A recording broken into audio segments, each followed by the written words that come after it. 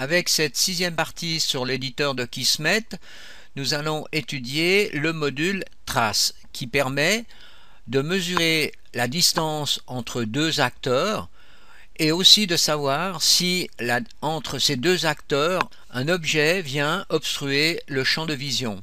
Dans notre exemple ici, nous avons donc le player qui apparaît à l'endroit du joystick. Ensuite, nous avons un robot qui apparaît à l'endroit de cette pomme. Eh bien, le module trace va calculer la distance entre ces deux acteurs et de savoir si ce cube qui est là obstrue ou pas la vision entre ces deux acteurs. Donc là, on voit qu'on est obstrué. Là, on n'est pas obstrué. La distance, vous voyez, change. J'ai commencé par supprimer le lien entre l'actor factory et la séquence de tir du robot. Et j'ai rajouté donc à la sortie de l'actor factory un module trace. Ce module trace se trouve à cet endroit. New action, catégorie des divers, trace. Les deux variables d'entrée sont donc le robot et le player 0. Ensuite, ici, on a la distance qui est donnée dans une variable floating point. Et là, j'ai rajouté donc deux modules log pour afficher donc obstrué ou non obstrué avec la variable floating point. Ensuite, eh bien, il faut boucler donc la sortie de ce module sur l'entrée à travers un délai pour que le module trace fonctionne en permanence. Alors étudions un nouveau module qui va nous permettre donc de changer l'animation du robot pendant son déplacement.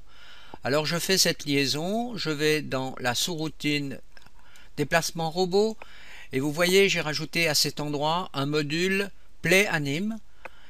Bien sûr, je commande le robot. Donc sur la cible de ce module, c'est le robot que l'on va changer son type d'animation. Et je fais déclencher cette animation sur ce nœud. Ce module est assez simple, il suffit simplement de donner le nom du type d'animation que l'on veut utiliser et par exemple de créer une boucle. Le module se trouve à cet endroit, donc New Action, catégorie des pannes et Pan Anim. Ensuite, il faut savoir où l'on peut trouver le nom de l'animation. Alors pour cela, il faut aller dans le browser, de sélectionner Skeletal Mesh et de choisir le robot, vous voyez, qui se trouve ici. Je clique deux fois sur le robot pour faire apparaître donc un nouvel éditeur, l'éditeur d'Anim7, dont le nom est ici. Alors donc voilà le robot que l'on utilise actuellement dans le jeu. Ensuite je vais dans Anim, je choisis un Anim7, je prends la base d'un humain, donc d'un homme. Et ensuite, vous voyez ici, j'ai toutes les animations qui sont donc disponibles. Eh bien, j'ai choisi par exemple la première. Donc là, je peux faire, donc vous voyez, là on peut faire un exemple. Voilà ce que je veux. Et je peux faire comme ceci. Je fais copie séquence et je fais un copier-coller. Donc copier ici et je colle ceci dans le Kismet. Donc à cet endroit. Alors, une petite astuce supplémentaire, j'ai rajouté, vous voyez, sur les entrées des modules Move to Actor, eh bien, que le robot doit regarder en direction du player. Look at. J'ai rajouté ça sur ces deux modules. Ici, je les ai supprimés et remis à ce moment-là, dans la scène. Là, on voit bien qu'il regarde vers nous. Ensuite, il change de séquence d'animation. Et là, il va regarder de nouveau vers nous. Étudions un nouveau module dans la catégorie toujours des pannes, le module Possess Pan, que l'on voit ici. Ce module permet de commuter les commandes que l'on a attribuées au player en premier au robot, au moment où on active ce module. Alors, par défaut, c'est le player 0, donc c'est nous-mêmes, le joueur, qui avons les commandes grâce à la souris et au clavier. Eh bien, si l'on désire maintenant que ce soit le robot, de commander le robot, eh bien, on peut utiliser ce module. Pour commander ce module, j'ai utilisé ici un trigger. Alors, allons voir dans la scène. On voit qu'ici, on a rajouté un trigger dans la scène. Alors vous pouvez faire ça avec le bouton droit de la souris et New Actor et vous faites Trigger. Une autre façon de chercher un trigger est d'aller dans le browser, de faire Actor Class et vous voyez vous avez ici des triggers à disposition. Eh bien vous pouvez sélectionner le trigger, la catégorie des triggers et de faire Add Trigger à cet endroit. On clique 2 fois sur le trigger pour ouvrir les propriétés. On s'intéresse au rayon de collision du trigger. Donc ici, vous voyez, vous pouvez changer ce rayon, ce qui est là symbolisé par le cercle vert. Ensuite, vous pouvez aller sous Display et vous décochez Cacher. À ce moment-là, vous verrez donc le symbole du trigger dans la scène. Ensuite, on va dans le Kismet et avec le bouton droit, on fait New Event Trigger, cette fois-ci touche par exemple. Et à ce moment-là, on obtient donc ce module. Une fois que le trigger est touché par le player dans la scène, eh bien un événement sort sur la sortie touchée et nous permet donc de commander le module PossessSpan et de la même façon en parallèle le module log où là on aura le texte inversion player robot. On ouvre ensuite les propriétés du trigger et ensuite on va mettre cette variable ici à 0. Ceci signifie que le trigger pourra être touché plusieurs fois. J'ai rajouté aussi un petit délai sur l'entrée du module PossessSpan pour qu'on voie l'action un tout petit peu en retard. J'ai rajouté aussi ici un module console commande qui va nous permettre de créer une ligne de code. Alors vous voyez par exemple ici la ligne de code qui a été choisie c'est BinView. Ceci veut dire que l'on va voir maintenant le player à la 3e personne. Et ce module console commande se trouve donc dans New Action, catégorie des divers, console commande. Alors le module console commande est commandé directement quand le player apparaît dans la scène. Donc voilà, on voit donc le trigger. Et alors on va se déplacer et on va voir que l'on va commander maintenant le robot. Inversion player robot. Voilà, maintenant c'est le robot que je commande. Imaginons que je désire que la séquence de tir du robot se fasse à un moment donné.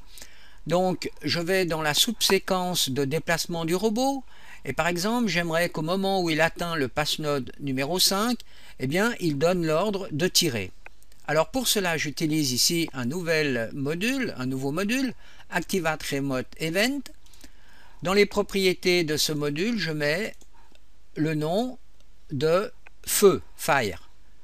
Bon, ce module se trouve à cet endroit, New Action, Event, Activate Remote Event. Je retourne dans le programme principal. Et à cet endroit, je vais rajouter un autre module, New Event, Remote Event. Alors je connecte la sortie de ce module à l'entrée Start Feu. Et dans les propriétés ici, eh bien, je donne le nom de Event Name Fire. Si tout s'est bien passé, eh bien, vous voyez apparaître ici une flèche verte. Si je vais dans déplacement robot, je retrouve cette même flèche verte. Donc ces deux modules nous permettent de créer des liaisons très facilement. Alors ces liaisons, c'est important lorsqu'on est dans une sous-séquence, car bien sûr on ne pourrait pas faire une liaison traditionnelle entre le programme principal et la sous-séquence. Ce type de liaison est aussi utile lorsque l'on désire connecter deux modules mais qui se trouvent d'un côté à l'autre d'un programme principal et d'éviter des grandes liaisons.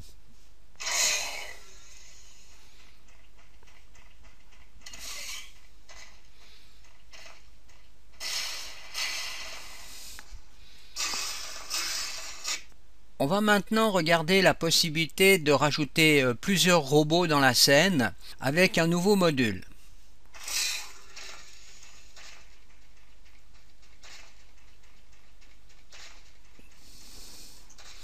Donc voilà l'exemple que l'on va maintenant programmer. Donc dans la scène, actuellement j'ai 3 passnodes et un trigger. Alors je vais dans le Kismet et je regarde la programmation que l'on doit effectuer. Alors jusqu'à présent on connaît ce module, on connaît le module compteur, on connaît le module Actor Factory et Move to Actor qui vont déplacer donc le robot du patchnode 1, 5 à 0. Alors ici on a rajouté un nouveau module qui s'appelle Object List. Ce module se trouve à cet endroit, donc New Action, Object List, modifie Object List. Le but de ce module, comme son nom l'indique, est de créer une liste d'objets. Ce sont les objets qui sont sur l'entrée référence. Alors, dans le cas présent, ça c'est le robot qui est créé par l'Actor Factory. Donc, à chaque fois qu'on a un robot qui est créé, il entre donc à cet endroit et il s'empile dans cette liste ici. Donc, ici, vous avez un objet liste des variables qui sont à l'intérieur. Donc, tous les robots vont se trouver dans cette liste. Et donc à chaque fois que vous envoyez une information ici sur Add to List, vous rajoutez justement un robot dans cette fameuse liste. Pour créer la liste des objets, on va sur cet endroit et on fait bouton droit, créer un New Objet, liste variable. Donc ici vous avez une sortie qui va compter le nombre d'objets qui ont été introduits dans la liste. Alors c'est renvoyé donc dans une variable entière et ça retourne ici, vous voyez, sur un compteur qui se trouve ici à l'entrée de l'Actor Factory. Ce compteur a le but de compter combien de robots on veut insérer dans la scène. Alors là, on veut 4 robots. Donc tant que A est plus petit que B, on envoie une information dans le span actor qui crée un robot qui s'empile dans la liste. Et alors bien sûr, il faut faire un feedback. Alors le feedback est ici. Donc après un Move to Actor, on renvoie donc sur l'entrée du compteur pour incrémenter jusqu'à ce qu'on obtienne le nombre de 4 robots dans la liste. Alors je l'ai placé à cet endroit, le feedback, j'aurais pu le placer aussi ici, mais ça c'est pour éviter que le robot qui va être de nouveau créé sur le passnode 1 ne s'empile pas. Donc il y aura un déplacement donc du premier robot du passnode 1 vers le passnode 5 et ensuite on aura une incrémentation d'un prochain robot sur le passnode 1. Je reviens dans la scène et je sélectionne le trigger. Je retourne dans le Kismet, je rajoute le trigger donc à cet endroit. Donc le trigger ici va pas être en mode touche mais en mode UZ. C'est-à-dire que c'est en appuyant sur une touche du clavier que l'on va donc actionner ce trigger. Alors la touche du clavier, c'est la touche E. Mais avant toute chose, il faut aller dans les propriétés de ce trigger, de mettre le maximum trigger count à 0 pour que le trigger soit actif en permanence. Et je désélectionne AIM to Interact. Ensuite, je vais chercher un nouveau module. Mais cette fois-ci, je vais prendre un accès. Alors, un accès dans la liste des objets. La liste des objets, c'est celle-ci. Donc, où il y a les 4 robots. Ensuite, je vais mettre donc la sortie donc du trigger UZ sur, par exemple, le premier robot qui se trouve dans la liste. Et là, je vais créer la nouvelle variable objet qui est le nouveau robot qui va donc être utilisé dans la scène et je vais lui donner donc un Move to Actor. Je connecte ensuite le Move to Actor de cette façon. Donc la cible est le robot que je viens d'extraire de la liste des robots. C'est cette variable objet et la destination sera le passnode 5. Je rajoute encore un Move to Actor mais sur un passnode 0 et je fais une boucle pour que le robot passe du passnode 5 au passnode 0 et vice versa. Et le robot c'est celui-là qui est extrait donc de la liste des robots. Donc sortie des 4 robots,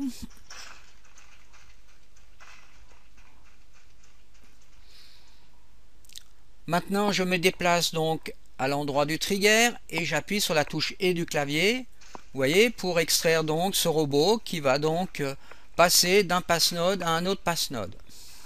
Pour finir donc la liste de ces modules, on va rajouter donc encore dans l'objet list ce type de module donc qui se trouve ici. C'est un simple test. En somme, lorsqu'on donne l'ordre à ce module, par exemple avec un nouveau trigger UZ, donne l'ordre de tester l'objet qui se trouve à cet endroit dans cette fameuse liste d'objets.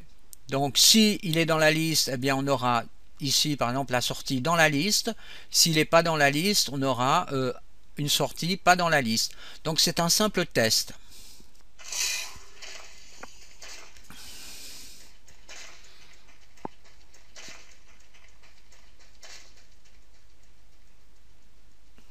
Je me déplace donc sur le trigger qui va me permettre de tester la liste. Il n'est pas dans la liste. Eh bien parce que je dois d'abord aller à cet endroit et créer le robot. Voilà. Maintenant je peux retourner sur le trigger et on constate que cette fois-ci il est dans la liste. À travers ce nouvel exercice, nous allons voir d'autres possibilités qui sont offertes par ce module Modify Objet List. J'ai commencé par créer une nouvelle scène avec 3 objets différents. Donc là nous avons un cube, un cylindre et un disque. Première chose, si je me mets en mode fil de fer, vous voyez que ces 3 objets ont été transformés en un mover. Donc ce sont des static mesh dynamiques que l'on peut donc déplacer. J'ai commencé donc par créer 2 modules key bouton pressé, donc action avec le clavier. Alors souvenez-vous, si je vais dans les propriétés donc de ce module, vous voyez que j'ai mis la touche S sur ce module.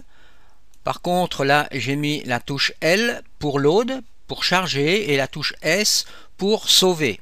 Ensuite je commande ici donc le module modification d'une liste d'objets.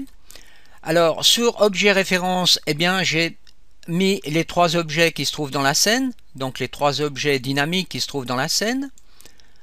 Là vous avez la liste des objets qui est créée à cet endroit. Et j'ai rajouté donc en sortie de ce module un log qui nous permet d'écrire sur l'écran save objet, donc sauver les objets.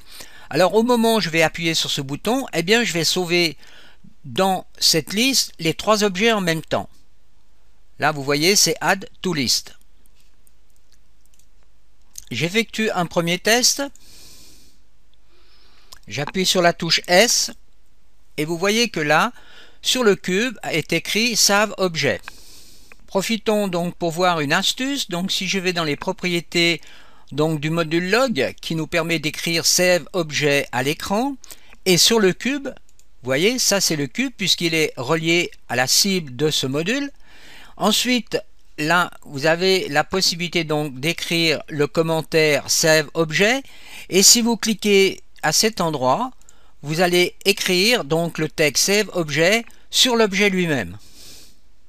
Donc là on trouve aussi donc l'objet 0, l'objet 1 et l'objet 2. Donc ces objets ont été introduits dans la liste qui se trouve ici suivant cette séquence 0, 1 et 2. Alors maintenant pour relire ce qui se trouve donc dans la liste, eh bien j'utilise donc l'accès objet list. Bien sûr, sur cette entrée, je vais mettre la liste que je veux donc utiliser. Là, j'ai rajouté donc ce fameux bouton L pour load, pour charger, que je mets sur aléatoire. C'est-à-dire que l'objet qui va être créé ici, donc à cet endroit, va être un des 3, soit le 0, soit le 1, soit le 2, d'une façon aléatoire. Ensuite, pour être sûr que l'objet qui se trouve ici a bien été déplacé, eh bien on a rajouté ici un set actor location qui nous permet donc de déplacer l'objet avec les coordonnées x, y, z en rajoutant une variable du type vecteur à cet endroit. Et vous voyez ici que je ne touche ni aux coordonnées x et y qui restent à 0. Par contre, je mets une valeur de 350 sur z pour que le cube, si c'est le cube qui est sélectionné par exemple, monte dans l'espace de 350 unités. Donc bouton S pour sauver et ensuite je fais L. Et vous voyez que c'est le cube qui avait été sélectionné, il est monté de 350 unités. Alors si je répète L, eh bien vous voyez maintenant c'est le cylindre, donc c'est pris d'une façon aléatoire et le disque en dernier. Ensuite vous pouvez donc faire un test en par exemple connectant sur First, donc ça sera le cube dans notre cas présent, ou bien sur le dernier, ce sera le cylindre. Et là une autre possibilité nous est offerte qui est extrêmement intéressante, c'est de définir ici sur l'entrée index, par exemple si je mets 0, eh bien ça sera le cube. Alors je crée une variable integer entière, je mets 0, donc l'index 0 correspond donc au cube. Alors faisons un essai, touche S du clavier pour sauver et touche L pour déplacer. Et vous voyez que c'est bien le cube qui est déplacé. Je change la valeur de l'index en mettant ici 1 dans la variable entière pour faire apparaître cette fois-ci le disque. Et c'est bien le disque qui est déplacé. Alors souvenez-vous que l'on peut utiliser l'outil debugger qui va nous permettre de regarder notre programme pas à pas. Alors je vais mettre un set breakpoint donc sur ce module. Et ensuite je vais lancer le debugger. Donc je sélectionne ici cette icône et je lance le programme.